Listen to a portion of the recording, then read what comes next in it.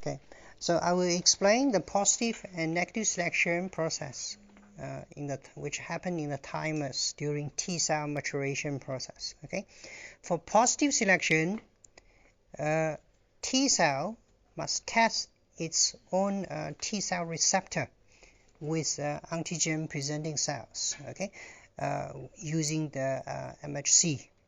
Okay, so if a T cell receptor can bind to class 1 MHC, then this T cell will turn into CD8 T cells.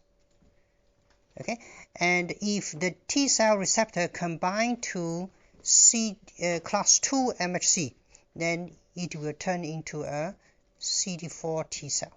Okay, so this is called positive selection. So if a T cell cannot bind to any MHC, either class 1 or class 2, then this T cell will be eliminated because it does not have a functional MHC, functional T cell receptor. Okay, so this is a process called positive selection. Okay, so in the process of negative selection, the T cell receptor will not just test the binding of the MHC, it will also test the binding of self-antigen presented by the MHC.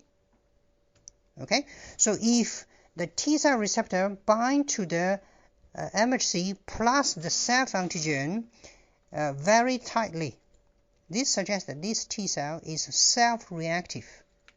Therefore, it will be dangerous to allow this clone of T cell to develop further. Okay, so there will be three possible options for the self-reactive T cells. Either it will die through the clonal deletion, or you will go back to modify its receptor. Okay, this is called receptor editing.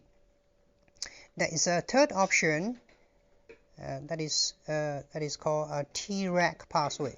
A self-reactive T cell may turn into a T regulatory T cells. Okay, so at the end result of both positive and negative selection, a mature T cell exit the thymus. It will be self-restricted, means it will only bind to self-MHC presented antigens. Okay, it is self-tolerant, means it will tolerate self-antigen that are present on MHC. Okay, and they are single positive, means that they are either CD4 or CD8 cells.